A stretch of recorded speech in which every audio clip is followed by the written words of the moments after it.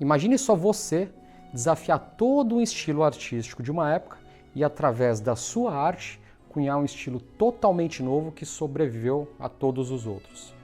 Pois é, foi isso que Claude Monet fez. Monet tinha um estilo radical de pintar ao ar livre e pretensões de parar o tempo, assim como numa fotografia, captando as efêmeras sensações de luz e do movimento. E mesmo pintando motivos mais singelos do cotidiano, há quem diga que Monet fez pelos laguinhos e montes de feno o mesmo que Rembrandt fez pelo autorretrato. Claude Monet nasceu em Paris em 1840 e teve uma infância muito pobre. Sua mãe morreu quando ele tinha 16 anos. E desde muito cedo ficou claro que a força motivadora da vida de Monet era a arte. Ainda muito jovem, ele demonstrou talento para fazer caricaturas que ele vendia numa loja da cidade, cujo dono era Eugène Bodin, que era pintor e paisagista. E foi Bodin que sugeriu a Monet que começasse a pintar e a desenhar ao ar livre. Foi como um véu se rasgasse, disse Monet, depois de uma excursão de desenho no campo. E aos 25 anos, Monet pintou a obra-prima da sua juventude,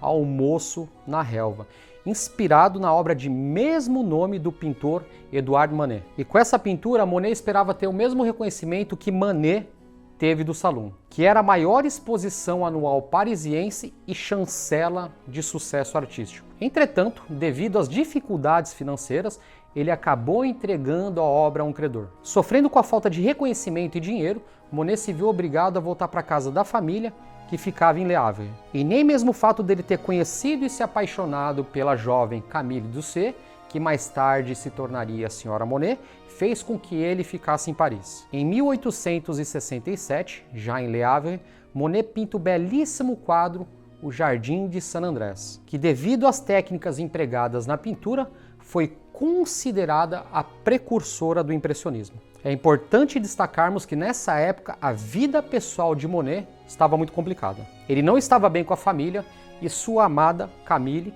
estava em Paris, grávida, e não poderia ser apresentada para a família. O detalhe é que quando Monet estava terminando de pintar o Jardim de Saint-André, seu filho Jean nasceu. Um ano depois, com a falta de reconhecimento da sua arte somada aos problemas pessoais, Monet tentou tirar a própria vida. E Camille cuidou dele até que ele recuperasse a saúde por completo. Agora, vivendo junto da sua amada Camille e do seu pequeno Jean, Monet escreve a um amigo: "Estou cercado por tudo que eu amo." Mas o divisor de águas veio quando Monet decidiu diminuir a escala dos seus quadros. E em 1869 se reuniu com seu amigo Renoir e foi pintar as margens do rio Sena. Ali, Monet e Renoir começaram a forjar um estilo que desafiou todas as convenções estabelecidas. Banhistas em Lagrunière representam uma revolução na maneira com que a tinta é aplicada. As pinceladas não são disfarçadas, a tinta é aplicada às vezes fina, às vezes espessa.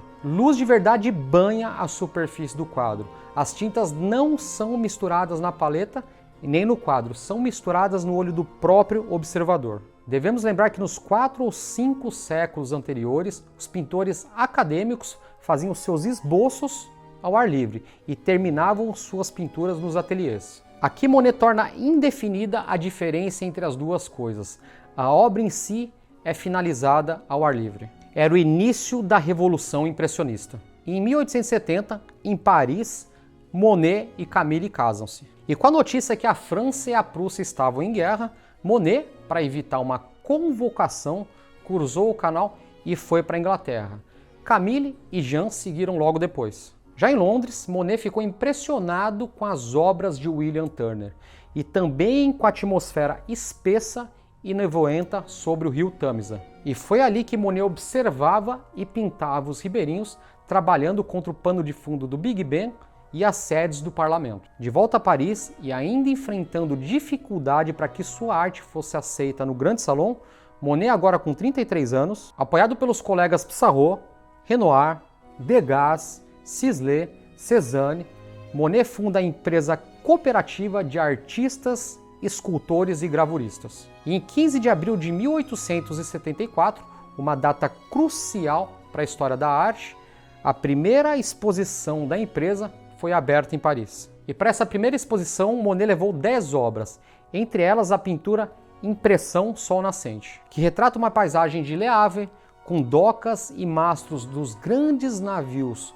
mal vistos através das sombras, com o reflexo do sol na superfície do mar. Um crítico da época disse que achava um quadro difícil e que não conseguia entendê-lo, que parecia menos finalizado que papel de parede em estado embrionário. E em tom de piada disse que havia ficado impressionado. Entretanto, mesmo com as críticas irônicas e negativas, os impressionistas estavam lançados. E como não se bastassem os problemas financeiros e a falta de reconhecimento da sua obra, Monet se envolve com a mulher de um dos seus mais importantes clientes, no mesmo período em que sua mulher dá à luz ao seu segundo filho, Michel. Essa vida traumática se transformou em tragédia quando, após anos de doença seguidos do nascimento de Michel, Camille Monet morreu, deixando Monet perturbado, culpado, com pena de si mesmo e pai de 2 meninos pequenos. Como se pudesse se purificar do sofrimento e da culpa, Monet pintou prolificamente ao ar livre. Suas obras já vendiam bem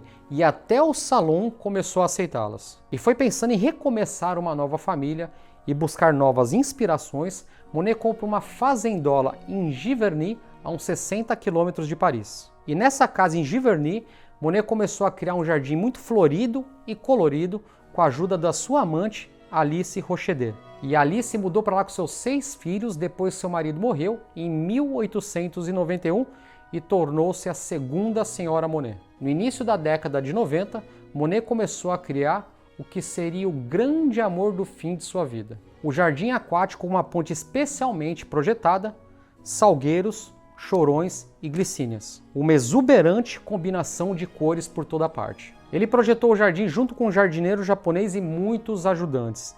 Em 3 anos estava tudo pronto. Foi um período muito frustrante para Monet.